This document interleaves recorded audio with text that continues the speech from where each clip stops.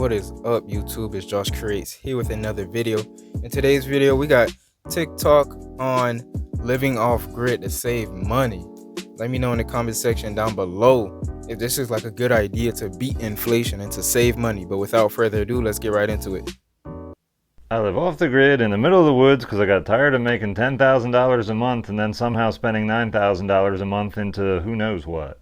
Bills, payments, taxes, insurances. Worked 80 hours a week and enjoyed very little of anything. I make far less money now, work more casual hours. I spend a lot less because all I have is upkeep on stuff, and I've got more luxuries than I ever had before. Shout out to him. Hey, good afternoon. I was calling because I'm looking to get a well installed on a piece of land, and I had some questions. What you got going on? All right, so I just bought a piece of raw land. It's in North Carolina, and it hasn't passed a perk or anything like that. I just wanted to see what it would take to get a simple well put in. What do you want? Just shallow well? Yeah, if that'd be fine. Anywhere from $1,500 to $2,500, just depending on what kind of pump and tank setup you want on it. You got the option of a 2 and a 4, but I mean, what are you planning on powering with it? It's not for a house. We initially we may pump water into a tank for a camper, but it won't be for a house for a long time. But then you don't even have to. Well, then you shouldn't have to get any water permit for that. Then. Beautiful. That was going to be my next question. Yeah, you shouldn't have to spend that $300 some on that permit right there, bro. Look, you're already saving me money. I like this. Oh yeah, I try to stay over here about as much as I can, but if you're not tying into a dwelling, and I don't tie into a dwelling, then you don't have to worry about that. It's just an irrigation well, and until say a point in time, I mean, I can put chlorine tablets in it, whatever, but you'll save some money on them permits and having to wait on somebody to come out and tell you this and tell you that. Beautiful. What's the lead time on getting one of those dug?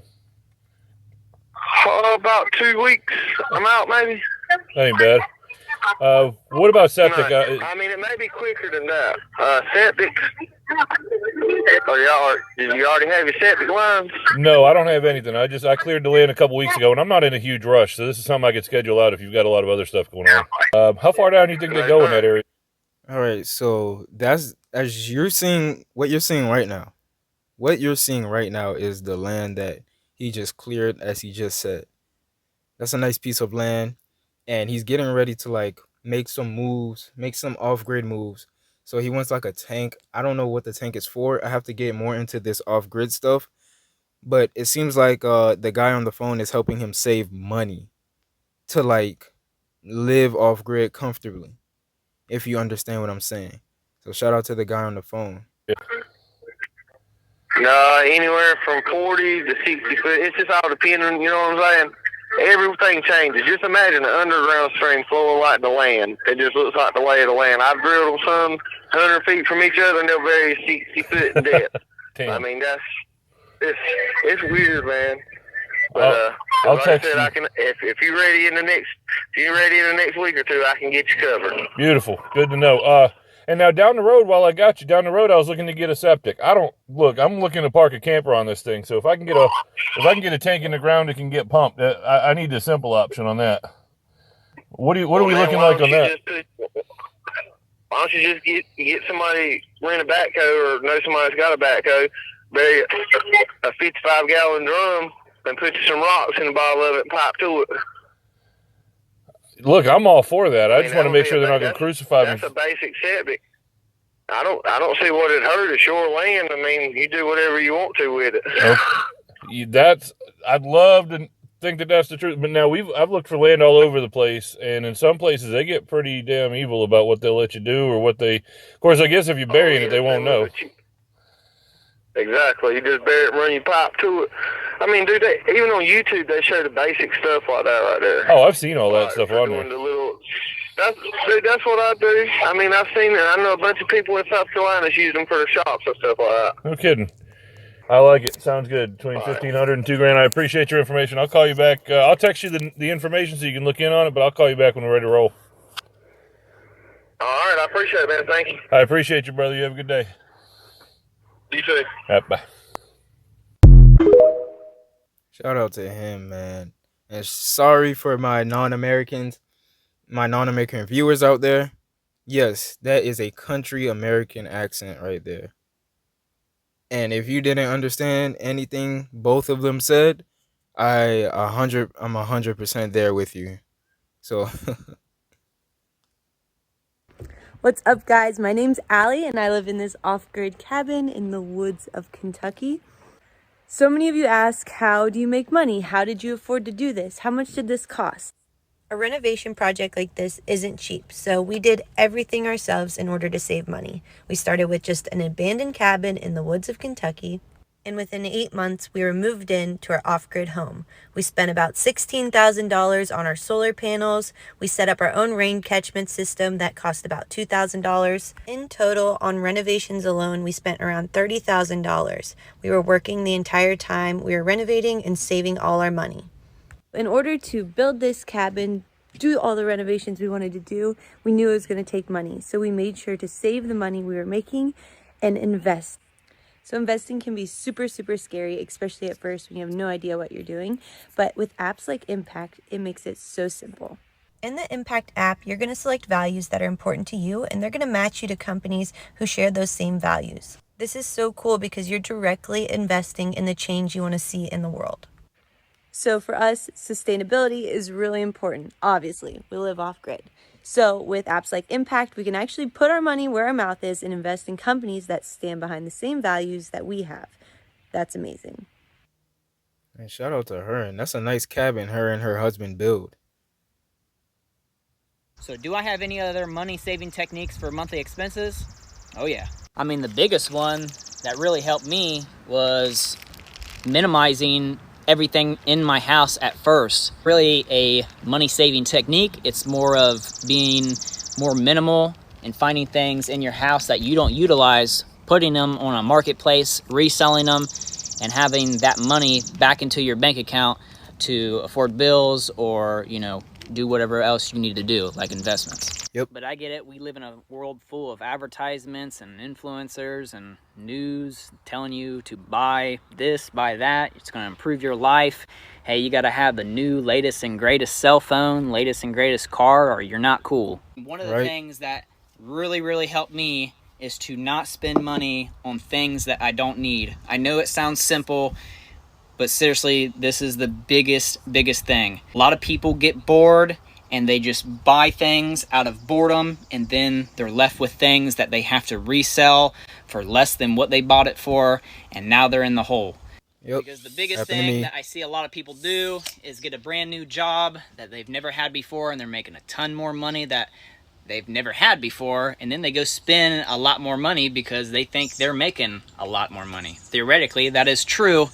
However, you're pretty much back at square root one, and let's just say now you're making 100 grand, but you're spending 80,000. Well, you're making the same as if somebody was only making 20,000 and living off grid and not having any expenses. Exactly. Last but not least, I really think you guys will benefit from this one because this is super easy. This is an artificial intelligent app called Opportune, and it single-handedly helped me save $15,000 in the span of 4 years to help me buy this tiny house.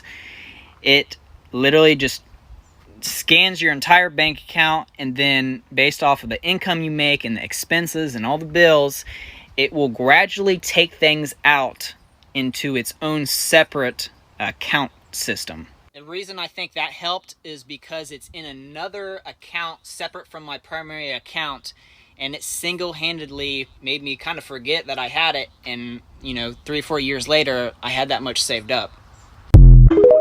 Wow, shout out to that guy.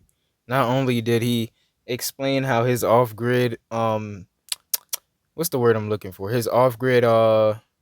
Journey, his off-grid journey is and how it was. He exposed how people spend their money. He exposed how basically everybody is like sinking in bills and stuff like that. Shout out to him, man. Off-grid may be the way to go. Because we live off-grid on our small Caribbean island, it's critical that we control our electrical use. Otherwise, we run out of power. And the air conditioning is one of the most important components of that. For us, it means we don't run out of power, but you can use the same principles to reduce your electric bill. When we first moved to the island, we were running air conditioners continuously trying to keep it cool, and we couldn't keep it cool enough. And our electric bills, because we were on public utilities at the time, were astronomical. We spent $1,200 in 1-2 week period one time because energy costs here are about 10 times what they are in the United States. That wasn't sustainable once we went on to solar and went off grid. So we had to learn how to be smarter about how we run our air conditioners. And the key is something everybody from Phoenix knows. It's a dry heat. 90 degrees in dry Arizona feels very different than 90 degrees in humid Atlanta. It's not just temperature. It's also humidity. You see, your comfort level is defined by a combination of temperature and humidity. We didn't realize that at first. We were only chasing temperature. Reducing the temperature in your home is expensive. It costs a lot more than reducing the humidity, but you can reduce the humidity and then you'll be comfortable at a higher temperature. Let me show you. So right now it's almost 83 degrees or about 28 degrees Celsius in the house, and it's very comfortable. When we first moved here, at 78 degrees, we were barely comfortable. And the thing that changed is we started to worry more about this number. The humidity levels were up to 60-70% in the home before. Now we keep them down around 40%. So at 40% humidity, we can be comfortable at 82 degrees, whereas before at 60, we're not even comfortable at 78. And we can control both temperature and humidity with our split units. On the device here, those little dots mean that we're controlling for humidity right now. Snowflake, now I'm controlling for temperature. I can't control both at the same time. I've got the air conditioner on, I'm only controlling temperature. If I've got the dryer on, I'm only controlling humidity. So the humidity here is at 45%. I would like to get that down to about 40%. So right now I'm running the dryer rather than the air conditioner, because I'm trying to control this number instead of this number. By understanding the importance of humidity in the home, we're now much more comfortable, even though our temperature in the house is higher than it was before. Energy consumption has dropped dramatically. And again, for us, that means we have enough electricity. If you do it, it means your electric bill is lower. So that's how you save a bill, an electric bill. Save your money, wait for a recession, because during a recession, cottages and property plummet in price because it's a luxury item. Then that's when you buy your land. Wow. Mark, shout out to you. Have you ever thought about moving off-grid to save money? But you're afraid you can't learn how to do all the work that's involved. Maybe this will help. We wasn't carpenters, but we managed to build a tiny home from the ground up. I wasn't an electrician, but I managed to set up a small solar system that would power our home.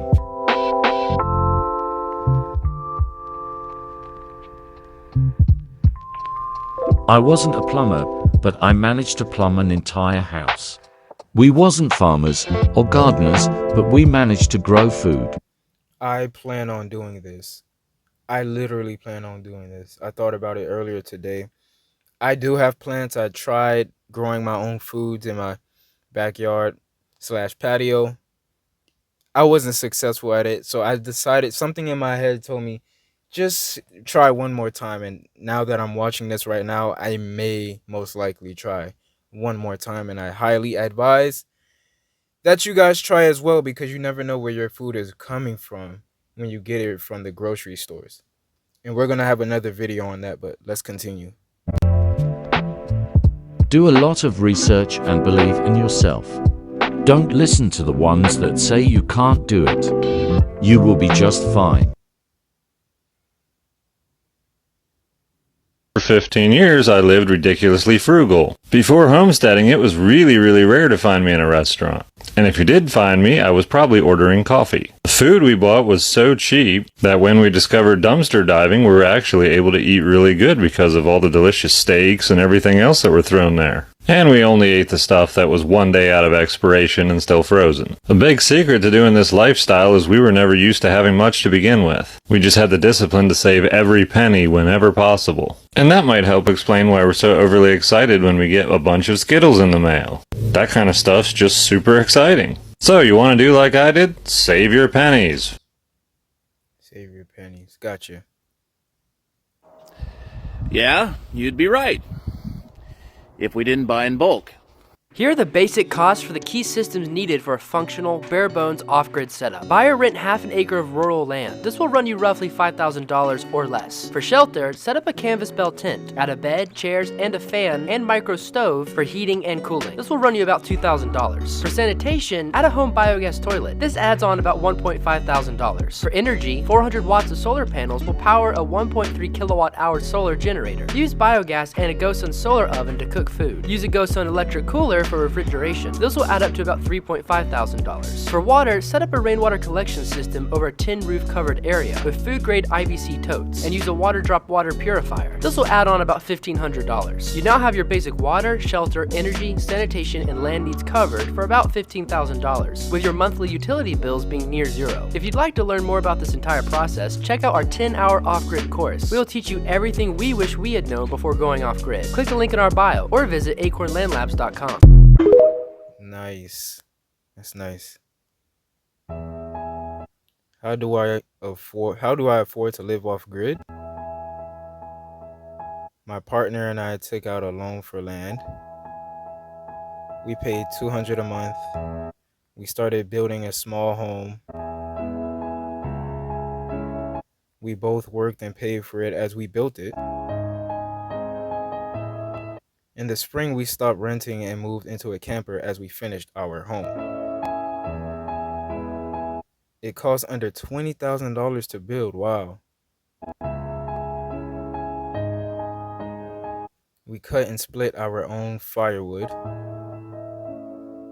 It's cheap and warm.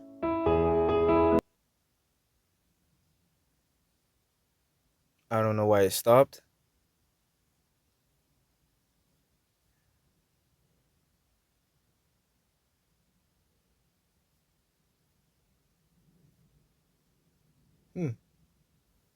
I'm not sure why it stopped.